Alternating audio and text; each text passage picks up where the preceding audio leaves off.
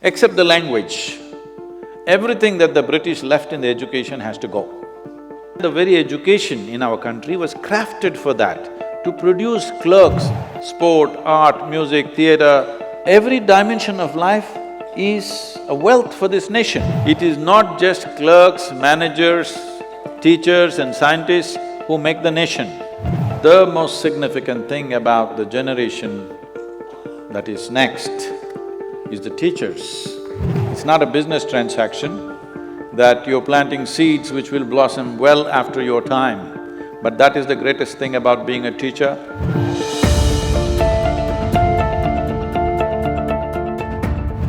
Namaskaram, good morning to everyone.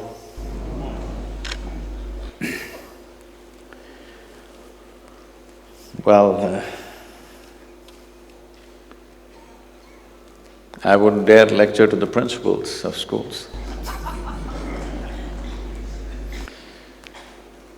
But we're at a time that when it comes to education, we're in a cusp where our fundamental thinking about what is education needs to go through not a change, but a complete transformation. A time is coming where acquiring knowledge will be of no value. A time is coming where scholarship will be laughed at. A time is coming where projecting data accumulation as intelligence is going to be a thing of the past. Projecting good memory as intelligence is going to go away, which is the very foundations of the education systems of the day. Whoever has good memory is rated as the most intelligent person. Well, today you know your cell phone has better memory than you. That's why we call the phone smartphone. You wouldn't call somebody smart unless they were smarter than you. Hello? If you call the phone as smart, obviously it is smarter than you, because our idea of being smart is about how much GB do you carry. Some of our phones are 600 GB, believe me, you don't have that kind of memory. This whole process of accumulating information, assimilating it, processing it, and throwing out bits and pieces out as knowledge, whether it is scientific knowledge or religious stuff, that by reading a book, projecting yourself as intelligent is going to go away, because machines will do it far better than you and me. Machine learning or artificial intelligence as it is being built today is essentially about how much data can you gather, process and express. Unfortunately, for last few centuries, I would say for nearly 250 years across the world, education meant just this, accumulating data, vomiting it somewhere, usually in the examination paper, I mean. And you're rated as brilliant. I must tell you, well, he was telling you that I was also in a regional school, demonstration multipurpose school. When I was 13 years of age, for the first time, I saw a calculator, a flatbed calculator. It's not like today, a 2-year-old is handling a smartphone or iPad or something. I saw a calculator for the first time when I was 13 years of age. It was a flatbed calculator. Those days there were only two companies making this, Panasonic and Sony. Sony was very expensive, 125 rupees. Panasonic, you could go to one of those Burma bazaars or Hong Kong market or whatever you called it, with little bargaining power, you got it for 90 rupees. So everybody bought Panasonic, a 90 rupee flatbed calculator. Somebody brought this to school and it was a miracle. Tuk, tuk, tuk, tuk, into tuk, tuk, tuk, tuk, tuk. I looked at this, immediately my first thought was, if this is this simple, why are they torturing me in the mathematics classes? Why are they trying to teach me this into that, that into this, a cos? It could even do all the sine and cos and all that stuff. I said, everything is here, why are they torturing me? I sat there and imagined a day when these kind of machines will come, which will know all the chemistry formulas, all the physics stuff and mathematics and everything, so that I don't have to come to school. Well, I rarely went, but even that little bit of force that I had to be there. This dream of mine, 50 years ago, is slowly coming true now. In the next 10 years, it's going to be real. That everything that you can learn from a book and remember, a machine can do it better than you and me. These are great times for human beings. Lot of people, you know, it's crazy, they're inviting me to artificial intelligence conferences in various places. I was in St. Petersburg and I was supposed to speak on artificial intelligence. I said, why of all the people you chose me? I'm not artificial intelligence, I thought I was little natural. They said, no, the problem is, we will all lose our jobs, what are we supposed to do? I said, you've always been cursing Monday morning when you have to go to work. If you lose your job, isn't it fantastic you're on a vacation? If machines do all the work, isn't it really fantastic? See, this is like the coolie in the port at one time. In probably 60s and 70s, he complained heavily because the cranes and gantries came and they started lifting the load off the ship and putting it effortlessly. These guys… There was a time, I'm telling you, in Mumbai dock, in the Mazagon dock, if a ship came, those vessels were not of the size that they are today. Usually they were 150,000 ton vessels. If they came, they would unload it for over 3 to 4 months. Today, a 250,000 ton vessel comes in the major ports, within 24 hours, it is unloaded. Of course, all the labor who had built their muscle just to carry sacks, they all complained, if these machines come, they will destroy our life. Did they or not? All the trade unions complained or not at that time? Hello? So similarly, teachers should not complain and make the same mistake that the coolies did at that time. So what will we do if all machine learning comes? It'll be great time, because how much memory you carry on your head will not be of value. What kind of a human being you are will be the highest value. Isn't it fantastic time for human beings? The keenness of your perception, the sharpness of your intelligence will be more important than the volume of memory you carry in your head.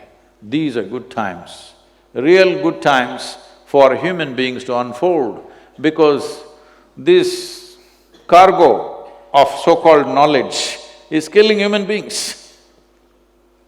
Just ramping up information into a child's head in many ways killing the fundamental genius that every human being carries within themselves. I see if machine learning comes very quickly, in our generation we can see children blossoming into highest levels of intelligence, unfolding of genius will happen. Because right now, this heap that you have to carry on your head, try to remember all those things, cos theta, sin theta, is driving you crazy, when a simple machine can do it. Human intelligence is of a different nature. We should never misunderstand memory as intelligence. Memory makes a few things simple, but it doesn't find excess. Memory is always of the past, isn't it? Hello? Can memory unfold the future? If you invest in memory, you will only repeat the past, a modified past as future. This is what is happening to human societies. If past should not be repeated, if we have to live a fresh life in the next moment, in tomorrow, if our tomorrow has to be different from yesterday, it is very important that human beings learn not to invest in memory. We use memory. If the machine carries it, we can use it and leave it. What we want, we can take it, what we don't want, we can leave it. But carrying it with you all the time, people are becoming recycling of the past all the time. Because once you have invested in memory, everything that you have is just recycling of the data that you have already gathered. This is in many ways really stifling the human genius. Every human being has a certain element of genius in them. It is only a question of, will we be able to provide the right kind of ambience for that particular genius to unfold? This is a challenge. This should be the challenge of the teachers of tomorrow. How do we provide that atmosphere to each unique human being so that they can unfold? That should be the only challenge we must be handling as teachers and people who are in charge of schools. But right now, our 90% of the focus is how to ram memory into their heads. This is a time that all of you as educationists, you are at a point where the sooner we transform our education system, the better edge our children will have for the future in the world. How quickly we shift to machine learning will determine where India will be in another 30 to 40 years' time. So you have a tremendous responsibility, but as already introduced, you're supposed to grill me. I leave it to you. Please, if you have questions, whatever kind.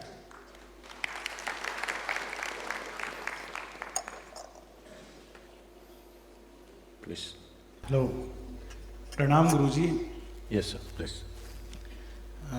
हम लोग सभी हमारे विद्यालय में विद्यार्थियों को एक आदर्श नागरिक बनाने का प्रयास में हम लगे हुए हैं, लेकिन कई बार हमें ये फील होता है कि हम लोग जिस विद्यालय से मैं हूँ वो भोपाल रीजन में राजगढ़ एक ग्रामीण क्षेत्र आसपास में है, दूर दूर से बच्चे आते हैं, लेकिन हमारी ये समस्या हम महसूस करते हैं कि जो आर्थिक दृष्टि से पिछड़े वर्ग के पेरेंट्स हैं, निर्धन है, ग्रामीण परिवार से आते हैं, वे अपने बच्चों को एक तो नियमित रूप से भेज नहीं पाते, दूसरा शिक्षा के प्रति जो अवेयरनेस और जो जागरूकता उनमें होना चाहिए कि शिक्षा ही एक ऐसी सबसे बड़ी शक्ति है आज के युग में कि वे अपनी सारी समस्याओं को दूर कर सकते हैं, लेकिन पेरेंट्स उतने जागरूक नहीं है, उतनी अवेयरनेस नहीं है। इसके लिए व्यक्तिगत रूप से क्या किया जा सकता है हमारे द्वारा? So we must understand this. Though India is one nation, there are at least 4 to 5 nations within India. Not everybody is in the same level of needs. There is a most affluent class in the country, there is a segment which is upper middle class whose aspirations are very different. There is middle class where it's always about how will our children get jobs and stuff, and there is rural and other dimensions which you're referring to, where it's only about somehow getting out of that social and economic pit in which they are. We cannot address all these categories as one. It is wrong to do that. In the name of uniform education, we are trying to do this. I understand the thought behind it, but it's not practical. It's because of this. Over $24 billion worth of education in India is going out to outside universities, because those who can afford, they don't want their children to study here because it is common class education. It's very important that we are able to provide for every segment of society This is not to discriminate, this is not to segregate, but anywhere in the world it's like that. According to one's economic capabilities, different levels, whether you go to a restaurant or you take a bus or you take a train, there is first class, second class, third class, isn't it? Well, third class people won't be taken only halfway journey, they also travel full journey. Yes or no?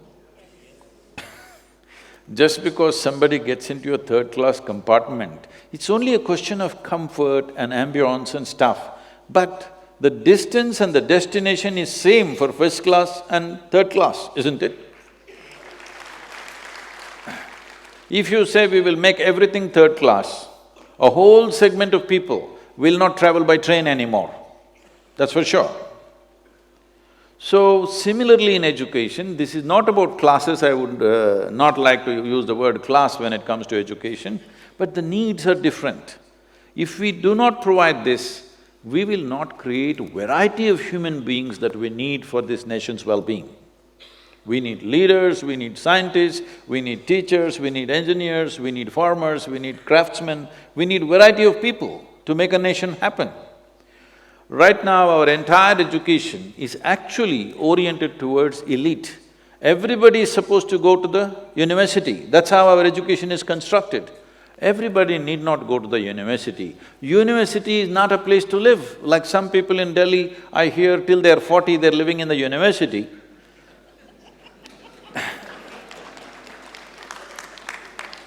You must live in this universe, not in the university.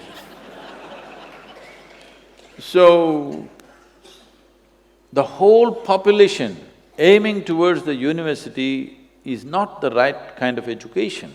This is this is the education designed by Her Majesty's Service. We have made some changes, but we need more drastic changes. I am saying, this may sound extreme to you, but what I am saying is, except the language, everything that the British left in the education has to go. Language is a passport to the world, we must keep the language. Everything else need to go because that was designed for a specific purpose.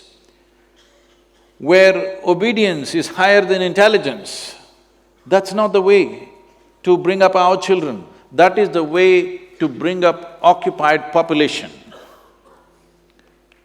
When we occupy a nation, we want obedience. When we're raising our children, obedience is not what we want them to flourish. We want them to be more intelligent than us. Our children must be 2 steps ahead of us, isn't it? So if that has to happen, we have to craft this. Just to give you some sense of this, we're running 3 different types of schools. More as model schools so that these systems can be incorporated by everybody. We have one level of schools in rural India, in remote places where there is usually no proper education facility. These are called Isha Vidya schools. Here the focus is mainly to get them out of their economic and social conditions. They will never get out of those social conditions in which they are, unless you move them away in some way. They must have a passport to go anywhere they want, not stuck in the same place. Almost 46 to 47% of the children who are in our schools are first generation going to school. Their parents have never been to school. This education, at the age of 6, we start English language and computer usage because these 2 are passports for them to step out. We have another school called Isha Home School, this is for the affluent, where it is run this way, 20 children will stay in a large household with 2 committed parents, and all education happens within the house, except for libraries, laboratories and playgrounds. Everything else is largely within the home kind of atmosphere. In a very caring, committed way, this process happens. The education is in a thematic way, in the sense, we always start the school when the monsoons are pouring, so the first, second, third standard always starts off with monsoon. We get them soaked in the rain, which parents never allow them to do. They really get through and through, soaked to the bone, And then we talk about the chemistry of monsoon, the other meteorological aspects of the monsoon, the economy of the monsoon, the psychological impact of the monsoon, everything is from the monsoon, because you cannot ignore monsoon in southern India next to the Western Ghats. And when monsoon is happening, you're telling them E is equal to mc squared, it's not going to work. The children are interested in the rain, they think the sky is falling apart. This is the time to get them engaged in that. So this school is run in a certain way, this costs money. This kind of arrangement costs money because for every 4.5 children, we have one adult taking care of them. So on an average, I'm saying, this takes a very intense approach and our maximum limit is only 340 children. Obviously, we cannot educate the whole country like this. It's just more like a model as to how it works, and it works in a brilliant way. You must come and see the children, how they shape up in these 12 years. Actually, I made 12-year education into 13 years because we have invested so much in art, music, theatre, sport, leadership, that when the children come to 11th standard, parents go marks mad. What about my child, where will he go, where will he go? So I said 1 year extra. So people told me, Sadhguru, who will leave their children for 1 year extra? They're eager, their children go to IIT, medical college, this one, that one. I said, this is the way it is. Those who want to withdraw their children can withdraw. This happened 3 years ago. Not a single child was withdrawn. All the parents wanted their children to go through this. Because most of these parents are thinking of sending their children to, foreign universities, outside, overseas universities and things like this. 1 more year, they settle, they have a huge exposure to leadership qualities and variety of other things. In this school, we are beginning to do this. We wanted to start separate schools for this, but because we didn't have the economic strength to do it, within the school we are doing it. We identify about 12 children, a group of 12 children when they're in their 7th standard, and we establish a mentor. Like let's say mathematics, we have a very high-quality mathematics mentor. He takes these 12 children from the age of 10, 11 to 17. 80% of the education is only mathematics, only 20% in the other curriculum they play around a bit. But these are only focused on mathematics. If we don't do this now, that our focus is not specialized, we are only thinking of… See, there was a time in 60s and 70s, we were thinking of literacy in this country.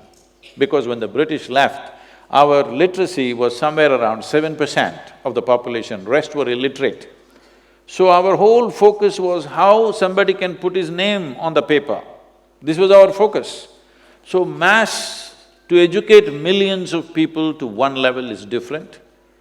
To come out with specialized focus towards children who are capable of that is different. If we don't do that, we will not have great scientists, we will not have great mathematicians, we will not have anything significant in the country. We'll have just a mass of people with the attitude of being educated without much education in them.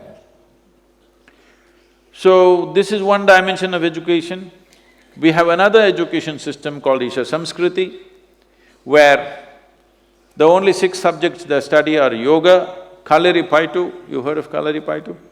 It's a mother of all martial arts, classical dance, classical music, Sanskrit language and English language. These are only 6 things they study, no academics. If you want to see really, truly fantastic children anywhere, you must come and see these children.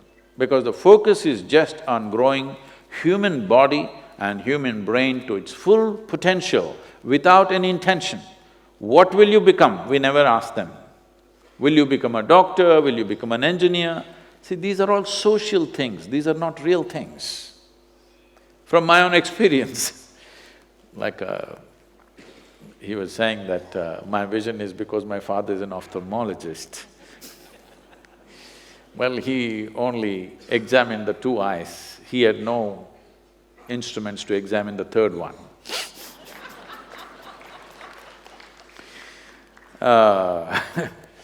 So this education is focused towards education without intent, developing human brain and body to the highest possible level without fixing what you should do. Because what should a human being do? What is most needed in the world, that's what he should do. It is not for me or you to do something fanciful that I desire. What is it that is most needed right now? That's what human intelligence should do, isn't it? If one is a fool, he will do what he does not like to do, suffer every day and go on complaining through their life and live like that. If you're intelligent, you will do what you love to do. But really, if your genius is flowered, you will do what is most needed right now, joyfully. That's what needs to happen. Namaskaram, Sadhguru. Our education system is not helping to handle our intelligence. And most intelligents are suffering. If you don't know how to handle your own intelligence, you suffer a lot. And how to prevent our own intelligence from turning enemy. Thank you. Isn't that the only problem that human beings have? They call it by many names. People say, use many words, stress, anxiety, depression, madness, misery. These are all different names. Essentially, your intelligence is turned against you.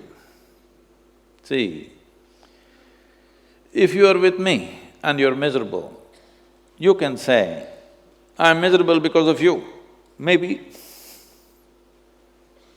But you must try this. You sit alone for 3 days without any contact, I mean even without the phone. No television, no phone, no book. Simply sit by yourself, alert, not sleeping. If you're miserable by yourself, you're obviously in bad company, isn't it? Hello? Because your own intelligence is turning against you. Once your intelligence turns against you, no power in the universe can save you. There's no way out of it. It's very important. This body, this mind, these emotions, these energies work for you, isn't it? Even if the whole world turns against you, this one must always work for you. But right now, you can call this ill health, you can call this misery, you can call this whatever. Essentially, your body, your mind turning against you, isn't it? Because right from early childhood, you've been taught about everything in the universe, things that you've not seen. Everybody is talking about an atom. Nobody has seen one. I'm not saying it doesn't exist. What I'm saying is, if you do not even understand the one that you live in, how is it that you understand all these fantastic things that you've not seen? So, unfortunately, at the school level, I would say further even at college and PhD level, science is running like religion. What is written in the book is ultimate.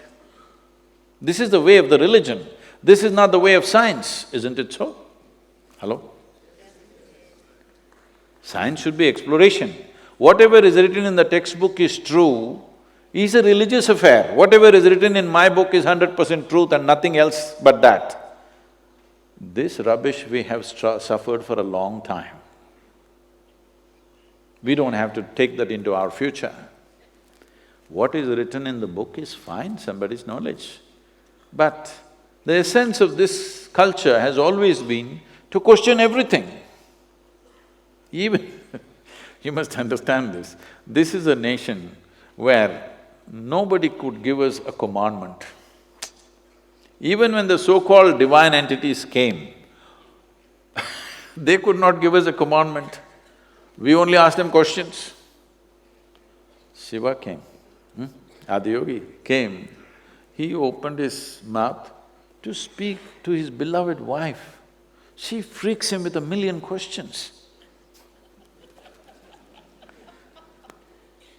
Krishna tries to speak to his closest friend Arjuna, that too at the edge of the battlefield. That guy asks hundreds of questions. He can't shut up and listen because that's not Indian. Anywhere else, if anybody who claimed to be God or God's agent or God's son or whatever, they would say, this is God's will, shut up and listen, and everybody listened. Not in this country, because we have a very ingrained scientific temperament in us, not the kind of scientific temperament of disregarding everything as it's become today. We have a different kind of scientific temperament. We question everything, but with reverence. We bow down to him and say, you are my God, but we have questions. Hello? Hasn't this been our way? This is scientific temperament.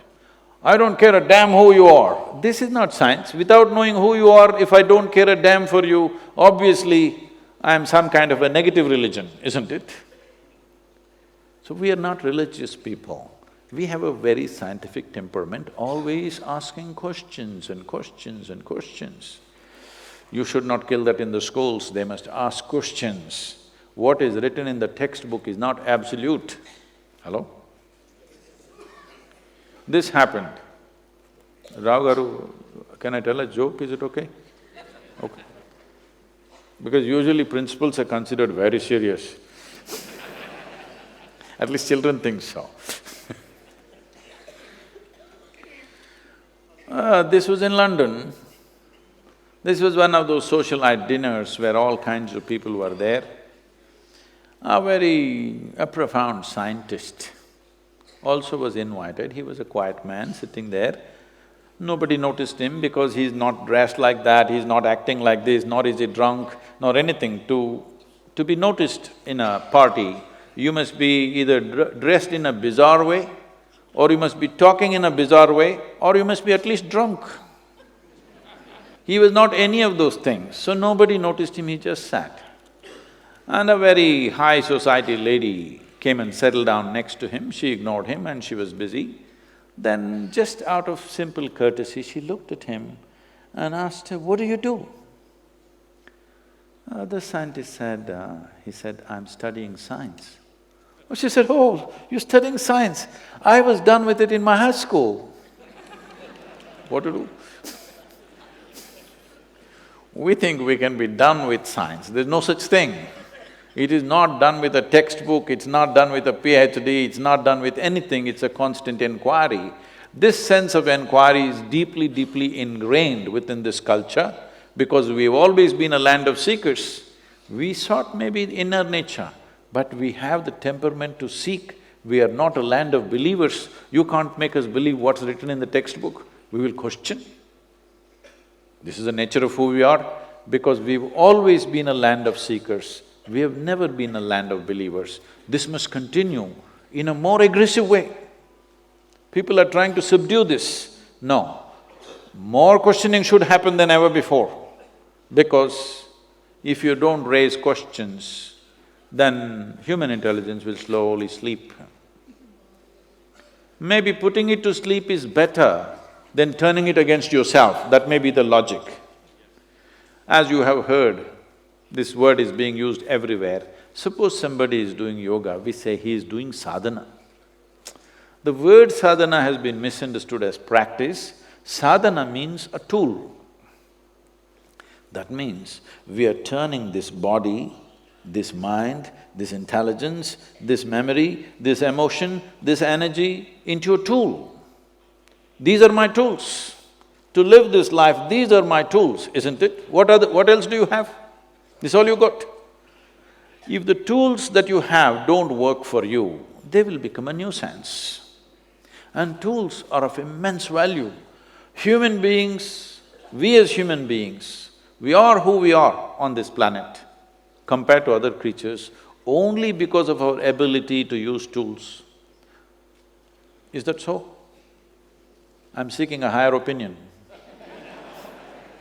Those up there, hello? Is that so?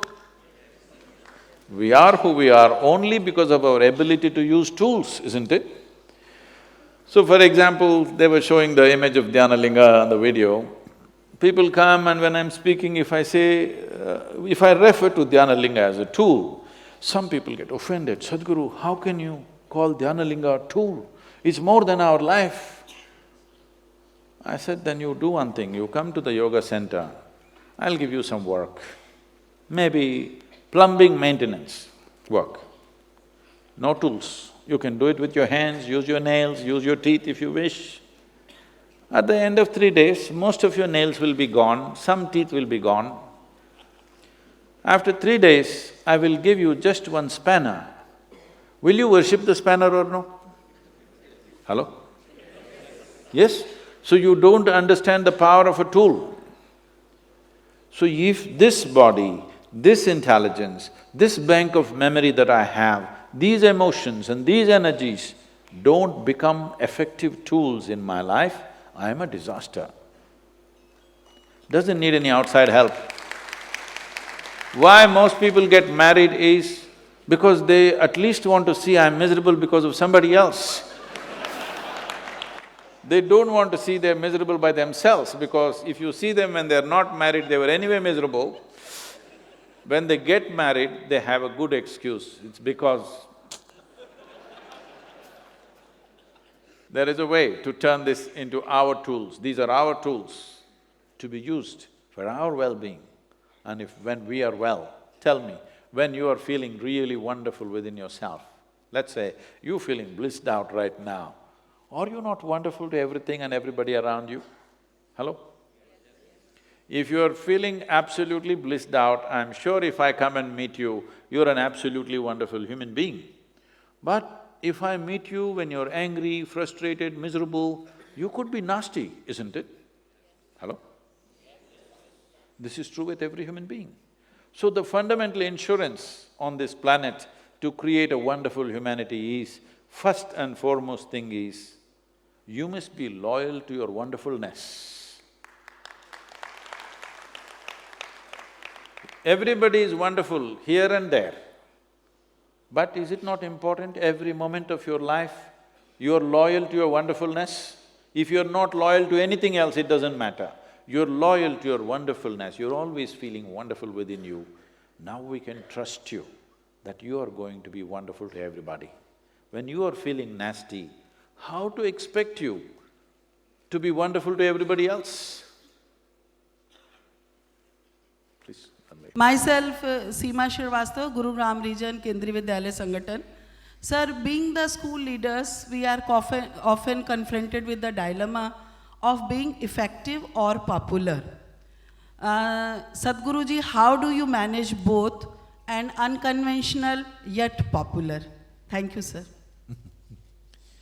If you're not popular, you will not be effective. You may think you're effective, but please know this, if you're not popular, when everybody works against you, you're not going to be effective. You're not a one-man army in a school, all right? Everybody has to cooperate willingly, not forcefully. Only when everybody cooperates willingly, then you're very effective. You can take it where you want, isn't it? Nobody wants to cooperate with you. No way you're going to be effective. So popularity is important. If you're understanding popularity as compromise, now, I'm not talking about populism, but popularity is important. How will you become popular? Just yesterday, somebody was asking me in some meeting that I was in, Sadhguru, I have a 14-year-old boy. 14-year-old boy is trouble, I know. Because I was a 14-year-old boy at one time. I was. I know he's trouble. The lady was in tears. I have a 14-year-old boy. I understand, said, don't say anything more, I understand, 14-year-old boy.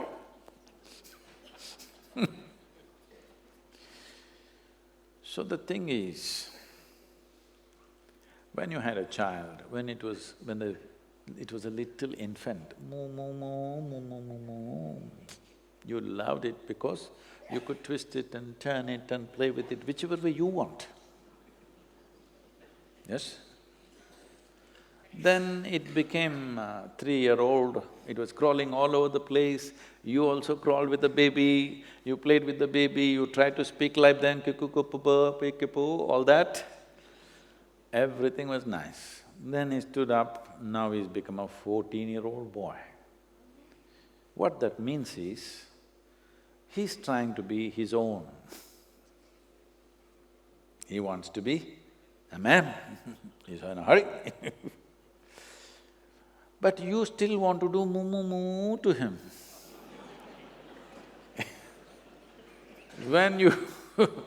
When you crawled with him when he was 2-3 years old, he also enjoyed it.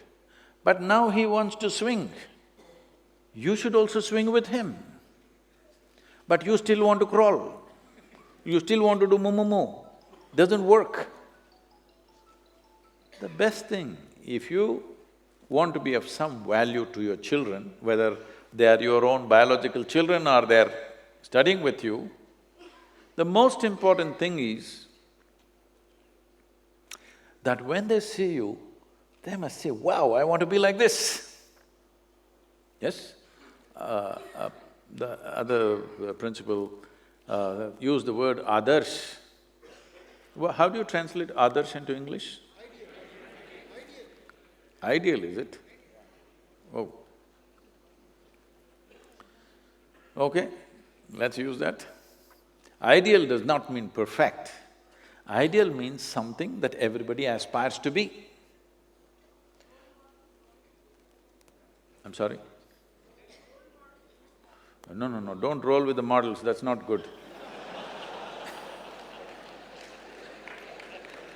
Role model is a very Western thing. Ideal means something that everybody aspires to be one way or the other. So instead of being popular, you must become that kind of a person, you don't have to say a thing. You become that kind of a person, everybody wants to be like you. Do you know how easy to run a school then? Hello? All the kids want to be like you. So, that's a lot of exercise for you. You must learn to dance like them, you must like to sing like them, you will learn to speak like them. Then they say, wow, this is how I want to be. Once they want to be like you, there is no issue making it happen. Yes, very simple. I was doing a program for one of the top, really one of the largest multinational company in the world. Top 25 executives, it's a 2-day event. I had 9 volunteers with me. Isha Foundation is a completely volunteer-run organization. And these 9 volunteers were managing everything for the program, and on the second day, one of these executives asked me, Sadhguru, where do you get such people? Because they're always looking for attrition, Where do you get such people? I said, you don't get them, you got to make them. How do you make them? I said, you have to make them fall in love with you. So you must make them fall in love with you, not demand something. You must make them fall in love with you. If they fall in love with you, oh, with your little finger you can run the school. Rest of the 9 fingers can do something else, because they're all in love with you. This is what you need to do. If somebody has to fall in love with you, what you should do? You must shine a bit. Hello? Yes or no? You must shine a little bit. How to shine, I won't tell you, because in different atmosphere you have to shine differently. If you shine the same way everywhere, it'll become ridiculous. In different places with different people, you have to shine differently. That means you must be absolutely flexible. Right now, principle means… I'm not saying all of you are like that, that's the kind I saw. So that's why I rarely went to the school unless it was a must. I never went there. Okay. What is that? I don't want to be near that kind of person, so I didn't go there. So, not all children may be as enterprising as me, who found various ways not to go there. Poor children, they end up there and they're constantly with somebody that they don't like to be with. No wonder they'll create trouble. Hello? They're always looking how to put the teacher into trouble. I'll tell you, this you must come and see, because you're educators, when it's possible for you, please come and see this. Don't go by my word. When we were creating the Isha Home School, first day I called a group of people, none of them are teachers, even now. Almost 90% of them are not trained teachers. They're just doctors, engineers, accountants, well-educated, intelligent people, but not trained to be teachers. Because I don't want them to come with the baggage of how to teach. I just told them, you learn physics with them. You're a grown adult, can't you learn 10th standard physics with them, along with them? And they've become fantastic teachers now by themselves, because it's the students who take it up. So they asked me, Sadhguru, after I spoke for about 6 hours, they said, how do we know that we are fulfilling your vision? I said, this is all, it's a residential school. So I said, see, at the end of the term, if children are in tears to go back home, that means you're doing well. But if children are in tears when they come to school, that means you're not fulfilling my vision.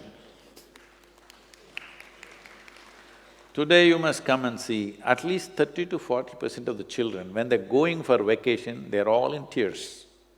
At least 15% of the children come 10 to 15 days early to the school because they want to be part of setting up the school along with the teachers.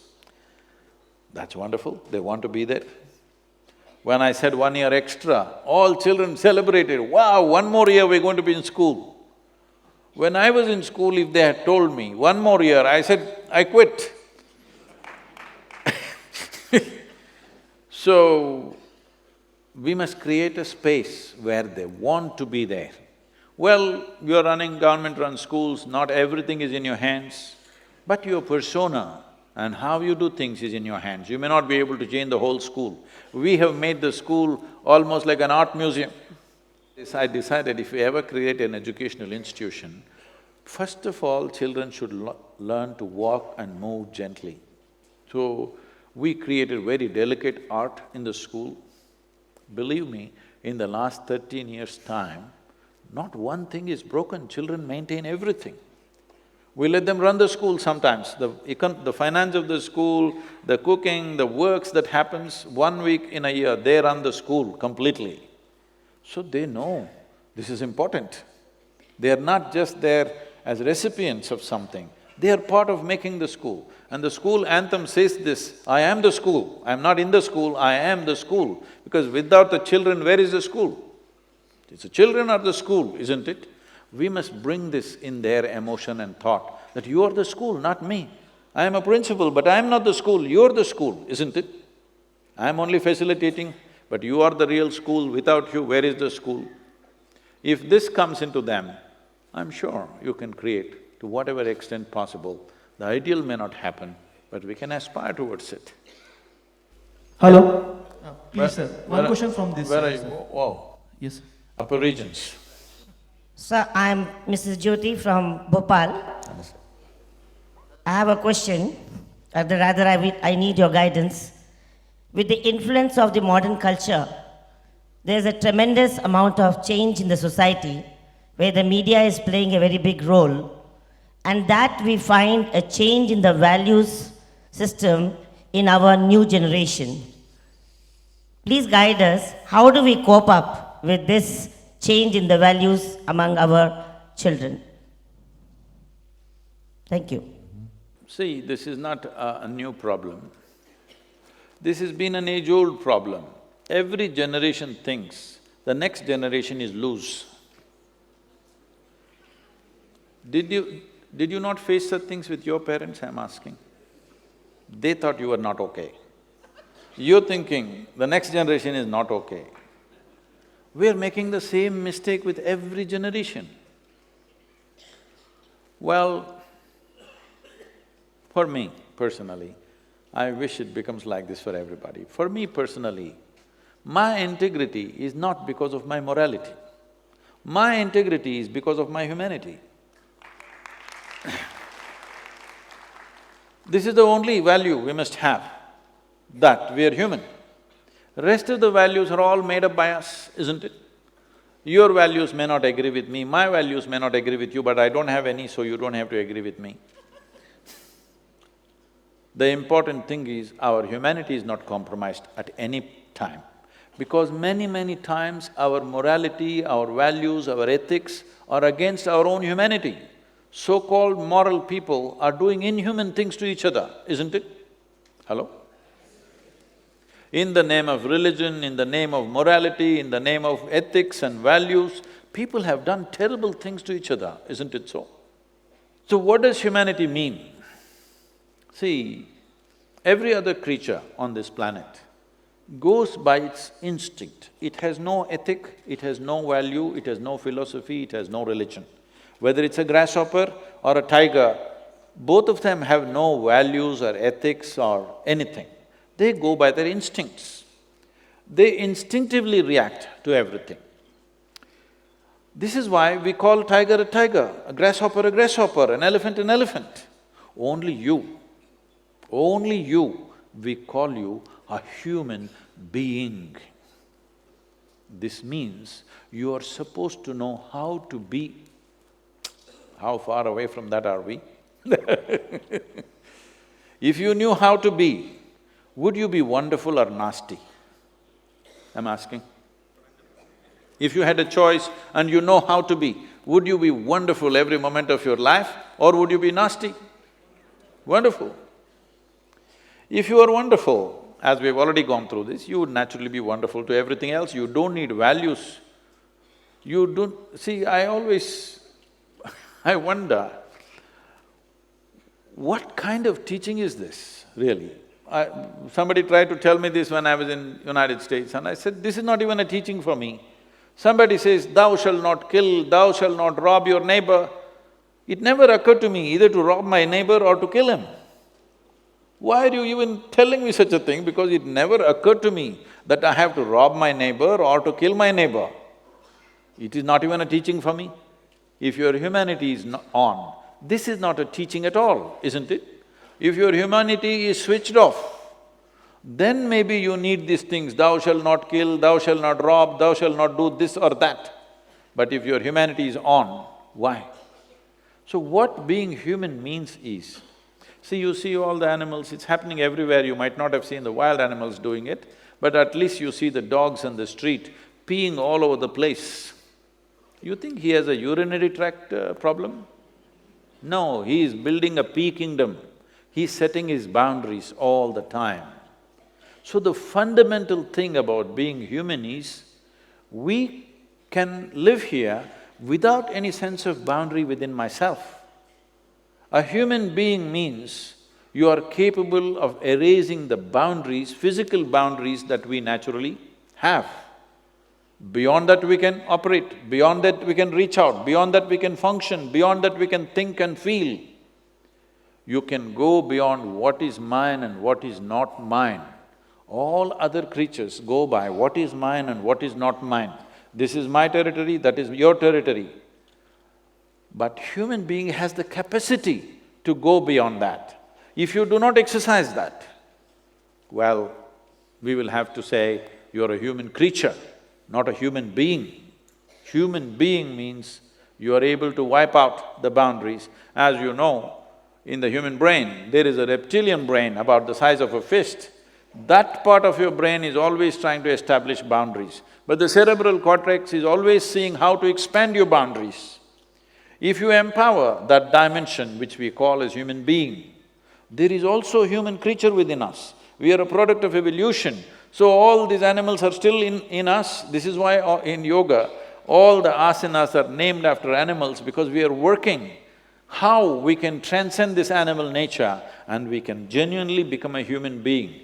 That means how I am is decided by me, not by any nature, not by any other force other than me, how I am within myself.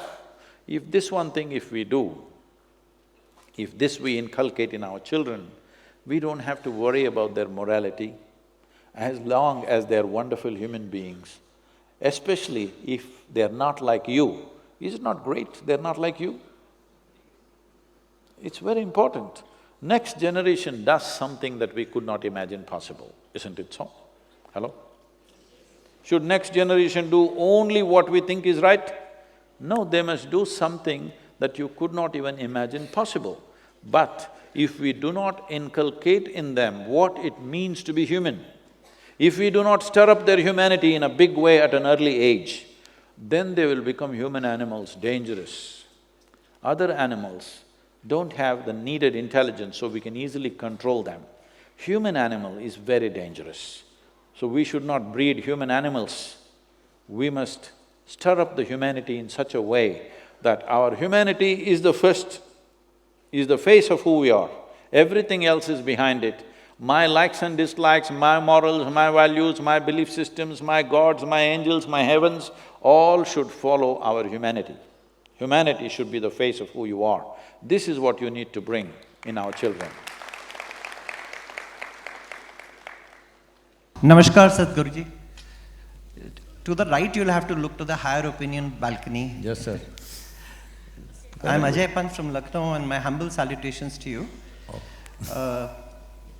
My question is, what is your message to those who believe in running down the power of faith, values, and the basic ethos of India? I thought I just ran them down myself. Yes.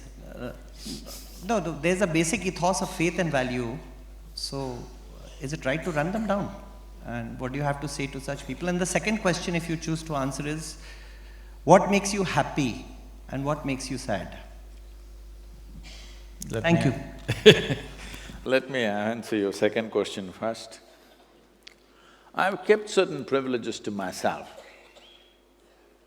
That is, being happy, unhappy, being loving or hateful, being this way or that way, or what happens within me, whatever. I have not given those privileges to anybody, I kept it to myself. I decide whether I am happy or unhappy. If you decided whether you are happy or unhappy, would you keep yourself happy or unhappy? If you let something or somebody decide, then you being happy is a remote case. So, coming to values of faith and faith and values, I want you to understand, sir, this is not a land of faith. Faith is an imported idea for us. This is a land of seekers.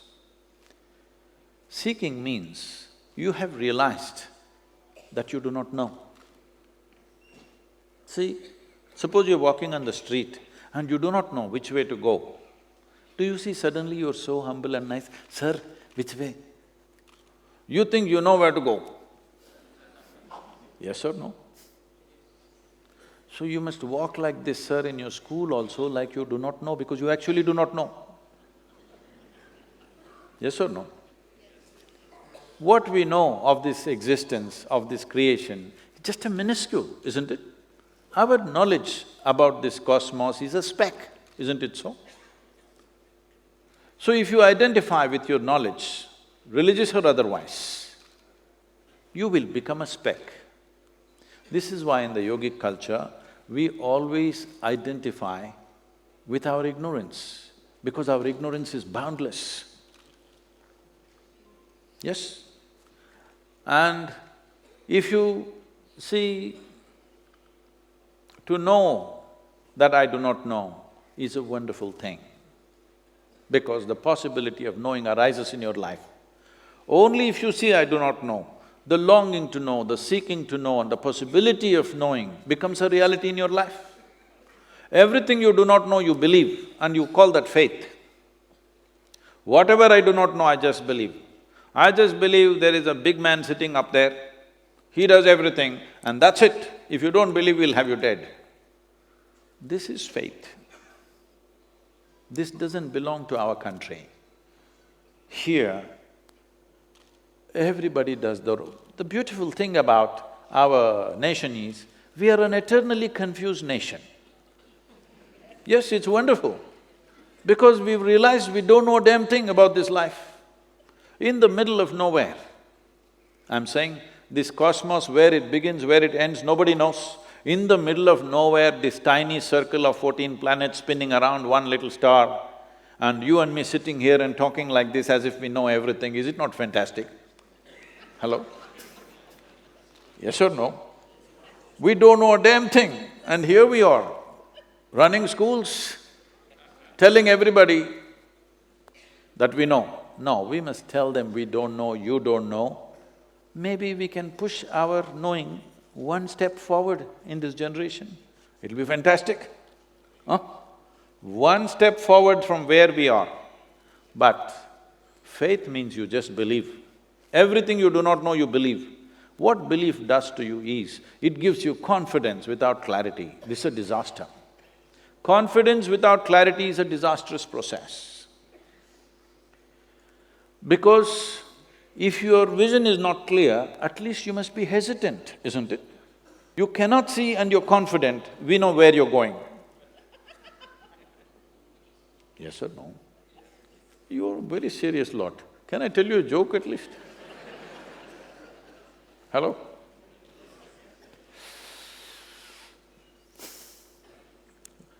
I want to tell a joke, sir, because children will like it. There were two young boys. Brothers, very energetic. When young boys are very energetic, they are constantly in trouble, you know. These boys are in some kind of trouble all the time. The parents are very embarrassed because the whole neighborhood is discussing their boys. They want to fix them, but you're all school teachers, probably you've forgotten, but I'm sure most of you have your own children. You know that it's easy to reproduce, but you can't really fix your children. If you have the necessary love and commitment, you can wait their problems out. But you can't really fix it, isn't it so? Hello? With love and commitment, if you waited, many problems go away. But if you try to fix it, child will go away. That's all that'll happen. So the parents don't know how to fix it, so they decided to take these children to their local parish priest. Because together they're very strong, they decided to take them separately. They took the younger boy first to the priest's office, made him sit there, and the parents left. The priest walked in with his long brown color robes. You know, these things need a little bit of drama, otherwise they don't work. Faith needs drama always, otherwise it doesn't work. So he walked up and down and up and down with a grave face. The little boy sat there looking at the priest doing the ping-pong act. Then the priest is thinking up a strategy. Then he thought, if I remind this little fellow, God is within him, God is within him, all his mischief will go. This is the best thing about life. Those who have never raised children have fantastic ideas. Those who have raised children know none of your goddamn fantastic ideas ever work.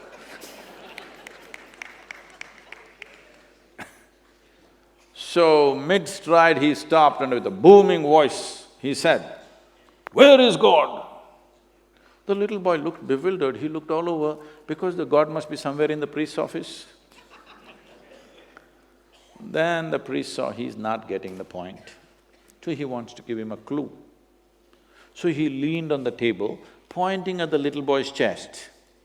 He's indicating, God is inside. "Where is God?" he asked. The boy looked even more bewildered and looked under the table. Then the priest saw, oh, he's not getting it. He walked around, came closer, tapping on the little boy's chest. "Where is God? It's here," he's indicating. But the boy got up and bolted out of the room, ran to the place where his elder brother was, and we are in real trouble. The older boy asked, why, what happened? He said, they've lost their God and they think we did it.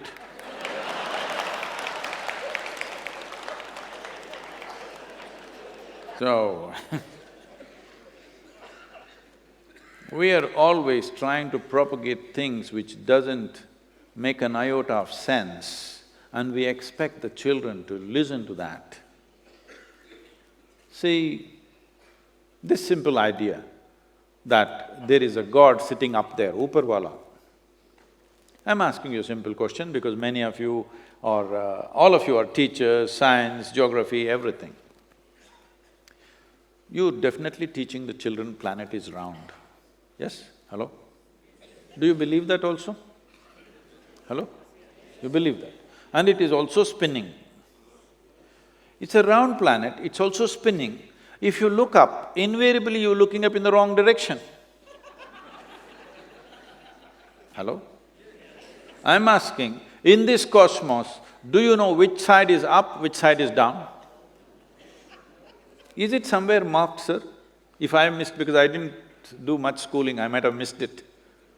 Is it somewhere marked this side up? Hello? Then how come you don't know which side is up, but you know who is up? How come? How is this? And you expect children to swallow this?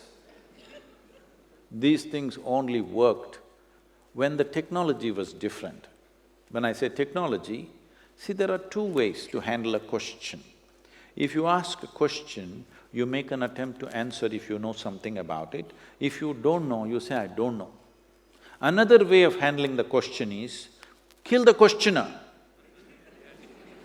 This is a very effective way of handling the question. For last couple of thousand years, this is how we have handled it. You ask a question, you're dead. Question is gone. So, let's not bring that back again. Let it be so that human mind is fertile, not with answers, not with stupid beliefs, but with questions. But when you ask a question, you must understand the fundamental basis of a question is, I do not know. You've already assumed it does not exist and ask a question. You already assume that it does exist and ask a question. That's not a question, that is trickery, isn't it? The purpose of a question is to dig deeper.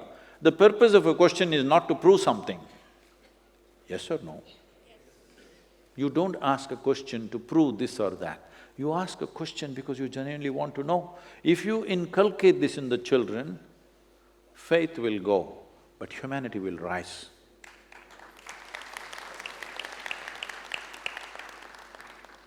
Pranam, sir. I'm Sanjay Kumar from Prayagraj. Sir, it is said about education, that education is for life and not for seeking a mere livelihood. How do we teach children to strike a balance? As I said earlier, India is not one nation. There are many layers of India in different levels of comfort, different levels of existence, actually. If you ask me, let's say, let's take this as an example. How many or what percentage of people in this country can even sit in a space like this? Not even 2%, yes or no? This is not some fantastic heavenly place, this is a reasonably comfortable place. But how many people or what percentage of people can even sit in a space like this? It's 2% or less, isn't it so? So when this is the case, we cannot answer this question as one standard. As I said earlier, there are different levels of education which we need to do. Unfortunately, it is so. It is unfortunate that this is the reality, but that is the reality. If we don't work with reality, then that will be even more unfortunate. We have to address different people at different stages. Children who… I'm just, I was at the under 25 conference in Bangalore 2 days ago. They were asking me, Sadhguru, what is the difference you find between youth of your times? I said, this is also my time. They said, no, when you were a youth, how they were and today how we are, what do you see? I said, see, when we were growing up, our parents, even though they were reasonably well-to-do, largely they were concerned about our livelihood. Always the question is, how will you survive, how will you survive? When I showed no interest in education, I said, I'll do my own thing. They said, how will you survive? That was their only question. Because at that time, if you did not have educational qualification that they desired, you would lose your life, you would be on the street. But today, for a whole lot of people, not for everybody yet unfortunately, but for a whole lot of parents, at least in urban societies, if a child doesn't get educated, he may at the most lose his lifestyle, but he will not lose his life. That's a big difference. That's a huge difference in the evolution of a nation, isn't it? And when we were growing up, we were always thinking about the nation, we want to cause a revolution, what about the world, should we cause a global revolution, this kind of thoughts. But today, children are thinking only about their personal aspirations, because the larger situation is much better than the way it was when we were growing up. Even though we grew up in reasonably well-to-do families, very well-to-do families, I would say, not maybe rich, but well-to-do, that there is no problem for survival kind of families. But in spite of that, in our parents' minds, the only question is, how will you survive, how will you survive? Today, parents are not thinking like that. Parents are thinking, how will you make it, what creative things can you do, sport, art, music, everything they're thinking. This is the evolution of a nation. But unfortunately, the evolution of this nation is not symmetrical to all levels of population. So we cannot answer this question as one question, there are many layers. And telling a poor family where they're very concerned about the survival of their child, telling them to unleash the genius and do something will be cruel upon the parents and the student, because the mindset also is like that. So we need to address this more sensitively rather than just one prescription. Please, ma'am. I'm Kashyapi, and the question that I would be asking is that I get confronted in lot of leadership workshops that I conduct with school principals. I am asked that being a school principal in government schools, I am most of the time lowest in the hierarchy of decision makers, yet expected to lead. I am expected to be creative, yet follow all the instructions and the curriculum or things given to me. I am judged for the learning outcomes of the children, yet am responsible for the holistic development of the child. And many such dilemma I am told we are caught up in, wherein I would choose to do one thing but expected to do the other.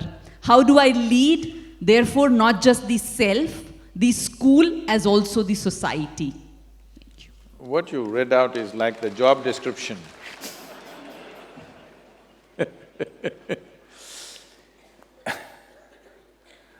See, most of the things that you said are the challenges that every parent also faces, isn't it so?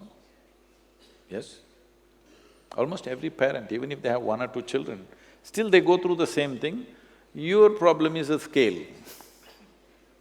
And your problem is, they are with you for a limited number of hours, and a parent can judge a few things for themselves, but you have rules, regulations. Well, as I said earlier, right now, we should start relaxing this as we go, but till now, we have largely been concerned about how to get all children into the education system. Scale has been our only challenge. Quality is not something that we've been able to address seriously. We've addressed to some extent, but not in a very big way because scale has been the largest challenge. Nearly, I think, 300 million children are in school in this country. 300 million children in school, I think it's the only nation on the planet which have that many people in school. How to create even a reasonable sense of education for 300 million children It's not it is the population of United States almost. If you take away the Mexicans, that's the population of United States. So, with that kind of school population, how to make it artistic, futuristic and this, no. It's too difficult. It's too much to expect from the schools. I think with whatever people think is a bit… maybe the rest of the world or affluent countries think we are a little archaic in our school system, but still, when it comes to education, academics, we're at least setting up strong foundations. Because I see when Indian students go out to the rest of the world, they do absolutely well because they find what is there is so simple and easy compared to what they went through with you. Yes, I've met many Kendriya Vidyalaya students, they go to American universities and they find it's a play because they were tortured sufficiently in 12th standard. Now they go to undergrad and it's nothing, 3 years they just play, really. So, at this stage of development for this country, I think that's very needed, that we're doing well in the world. Maybe we are not able to focus on really unleashing human genius. See, this is the whole thing. If you look at an Indian student and, for example, the most affluent nation is United States, if you take America as a standard, at the age of 18, how grounded Indian students are in their subjects and how grounded they are is way apart. We are way better than that. But at the same time, the amount of genius that they unleash, the amount of incredible things that people do by the time they're 24 in that country doesn't happen here simply because we are still trying to do mass education with little regimentation, because without regimentation you cannot do mass education. So this is a situation, this is a situational challenge. This is the challenge of the times in which we live for this nation. But we must, as somebody said, the others must be there. What is the ideal? We must be slowly inching towards it. If you try to get there too fast, we will crack up the whole system that we have established. That will be a disaster. We should not destroy the existing system of education, no. It has served its purpose in its own limited way, but it served its purpose. It has taken care of a generation of people. You cannot destroy that. I'm not speaking against it at any point, but we must evolve it slowly, push it, push it, push it. This pushing is not possible for all the 300 million children at once. So we must focus on specialized schools. I would like to plead, the minister is not here, he's in the parliament I think today. Otherwise, I would like to plead, the private schools, release them from all curriculum things. I'm talking like this. Please listen to me carefully, don't misunderstand me. I'm saying, suppose I'm running a school, I will teach rubbish, and I will charge enormously. But the parents like it and the children like it. Why should the government have any problem? Yes. You think if I'm teaching rubbish, parents and children would come?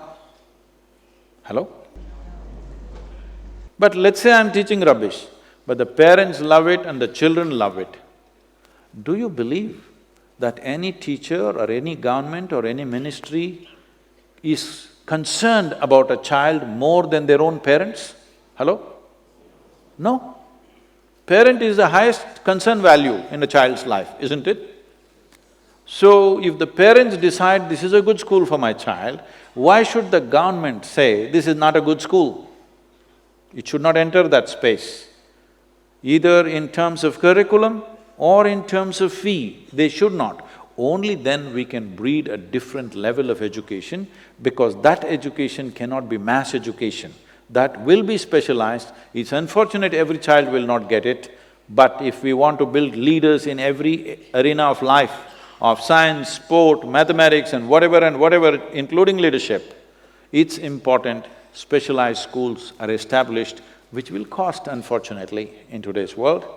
And we can always… a private school can always decide, they can take a percentage of children who cannot afford it, mainly for their intelligence, but specialized schools are needed if we want to push it ahead. If our intent is we will take all the 300 million children at once at the same level, believe me, we will be at least 50 years behind the rest of the world. Swami ji, महात्मा सुकरात ने शिक्षा के बारे में कहा, बालक के निहित अंदर जन्मजात शक्तियों का नाम ही विकास ही शिक्षा है। बालक को जन्मजात से शैक्षणिक, सांस्कृतिक और वैल्यू हर आध्यात्मिक अपने जन्म से उसको मिलती है और शिक्षक उसको निखारने का काम करते हैं। एक स्तर ऐसा होता है जहां पर उसको शैक्षणिक योग्यताएं जो उसके अंदर है उसको निकालने का मौका मिल जाता है, सांस्कृतिक योग्यताएं उसके अंदर है लेकिन उसको मौका नहीं मिल पाता है। और हम लोग सभी प्राचार्य, नवोदय विद्यालय, केंद्रीय विद्यालय और हमारे अधिकारी, हम चाहते हैं कि हमारे उन छात्रों का बहुत अच्छा हम एकेडमिक भी करें, साथ के साथ और जो को करिकुलर एक्टिविटीज़ है उनको भी हम बहुत अच्छी तरह से बालक का विकास करने में हम आगे बढ़ाएं।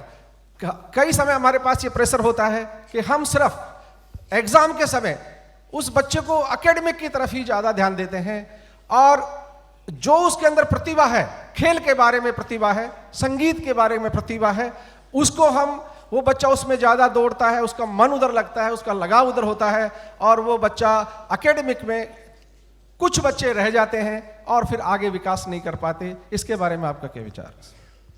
I think we've addressed this till now in so many different ways, that's what I'm saying. We need specialized schools for different things. You come to a regular school, you want to do so much of physics, chemistry, mathematics, biology, this, that, everything, and you want to become an Olympic medal winner, these things are not going to happen.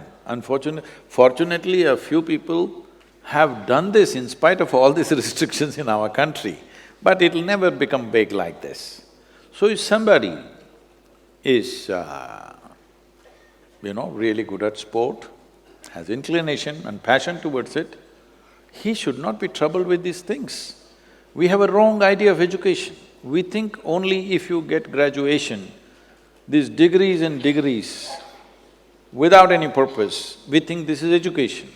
Now, nobody asks, what is Sachin Tendulkar's education? All he did was hit the ball, hit the ball, hit the ball. Now you made him Bharat Ratna, isn't it? Don't we need some more Ratnas in the country for different aspects of life?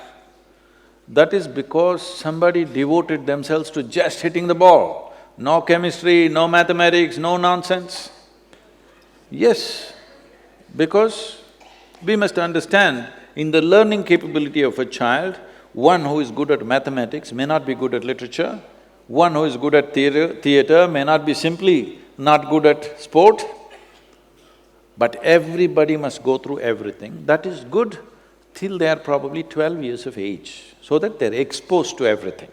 After 12 years of age, every child should start moving towards a specialized segment. Otherwise, you will not produce profound competence. You will produce those kind of people who can be only employed as clerks or something else of that category. They will fit into any office and do simple file-pushing work. We must understand the very education in our country was crafted for that, to produce clerks. They found Indians make very good clerks around the world because they were planning to conquer the whole world. Wherever they went, they found the British people don't make good clerks, but Indians make such good clerks because they're naturally, any authority means we bow down. We have touched our parents' feet and grown up. So when somebody elderly or somebody bigger than us speaks, we… like this, they thought this is an ideal condition and they crafted this education. The moment we got our independence, we should have turned the education upside down, as it is necessary for independent India, which we have not done. Maybe there were many difficulties, I don't want to do post-mortem and take a judgment on those people, but now a time has come that we should start turning it around. We can't flip it around tomorrow morning, then it may break. We have to start turning it around, start working towards that adarsh or the ideal condition that we're thinking of. Sport, art, music, theatre, every dimension of life is a wealth for this nation, isn't it? It is not just mathematicians, mathematicians won't come out of this. It is not just clerks, managers, teachers and scientists who make the nation. A nation is made by all sorts of talent. These talents, if we don't nurture at an early age, how will we do it? It's simply… that age is going further and further down. Just a week ago, I was at the Prakash Padukone and Rahul Dravid Center of Excellence. There, these children… I asked, what age do you start this badminton? Because when Prakash Padukone won his All England Championship in 1980, that was the first time a whole lot of Indians heard the word badminton. Most people did not know what is badminton. But today, we have at least half a dozen players who are at the topmost international level. This has happened because of that one man's dedication, and from him, few people came out and they started academies. These children who are in these academies, they go to school, study the regular stuff, and they must get 98 marks. Even if they get 98 out of 100, parents question, where is the other 2%? But they have to become badminton champions. I said, this is not fair. All the parents are assembled in the thing. I said, if you find the child is physically fit and passionate about the game, willing to dedicate himself, because it's hard work. Day in and day out, it's not like going to school. Every day you're up at 5 o'clock, running in the morning, doing things, endlessly working out. If your child is willing to do all that, you shouldn't trouble him with education. The kind of education you think, sport is an education by itself. Music is an education by itself. This is how this culture has always been nourished.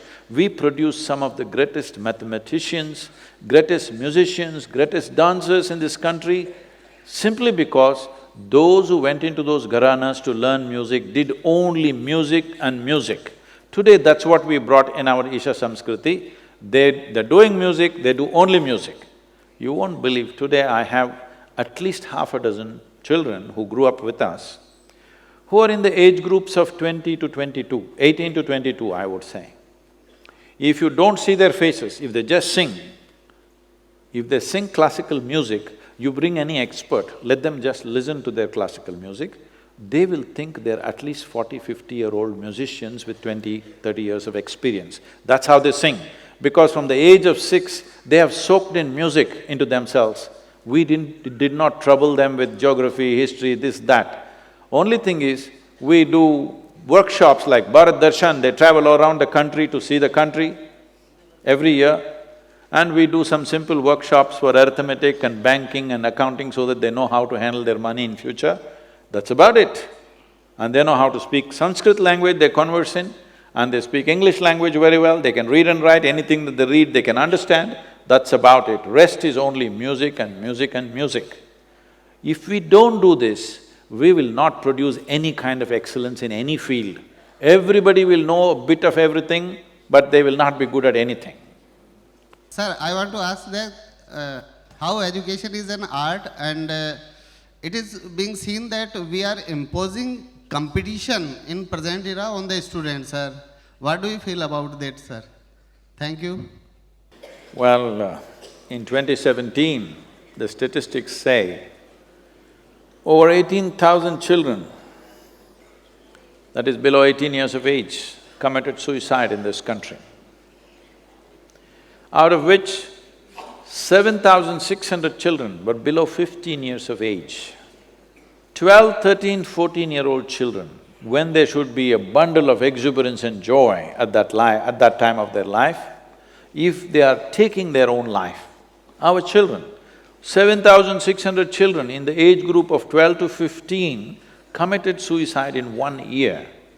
That means we must understand we are doing something fundamentally wrong, absolutely wrong, there's simply no question about it. This is not a statistic. I'm asking let's ask ourselves, if our children, not as grown-ups, but at the age of 12 or 13 they committed suicide, would you ever come out of it, I'm asking you? Because you know you've done something fundamentally wrong, isn't it? Hello? If 7,600 children committed suicide in that age group, we must know we are doing something fundamentally wrong. All of us need to look at it. What can we do so that this doesn't happen? This means, as a nation, as a society, we have taken a wrong step when it comes to raising our children.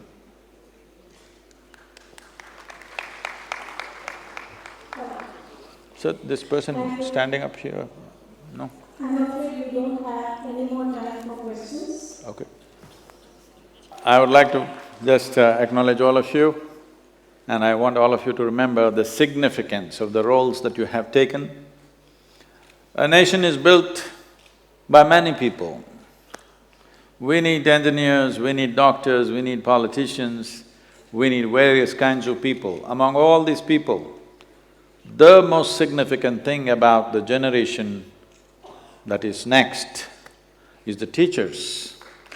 And everything that you do today will blossom probably after your life is over. And this is the significance of human nature, that we are not looking at, we did this today, it has to come back to me. It's not a business transaction that you're planting seeds which will blossom well after your time. But that is the greatest thing about being a teacher. My humble pranams to all of you for the great work that all of you are doing. I've heard such fabulous things about the Kendriya Vidyalayas. I've met many of your students, whether they were under you or your predecessors, and many of them who are successful in various parts of the world always look back on their experience of Kendriya Vidyalaya as a stabilizing factor in their lives. So thank you very much for having me here. In whichever way we can be of assistance to this whole movement of schools, which are over 1,200 I heard, we are always willing to do that for you. If you want any kind of a simple form of yoga or Rupa Yoga for the children, which I feel is very, very fundamental to bring a more stable chemistry in the child, because that is a time when children are going through… You're handling children whose chemistry is changing rapidly beyond their understanding. It's very important, there are systems to stabilize that change, not to suppress that change, but to stabilize that change. So, in whichever way we can serve you, we are always available for you. I'm deeply, deeply humbled to be with so many of you here. Thank you very much.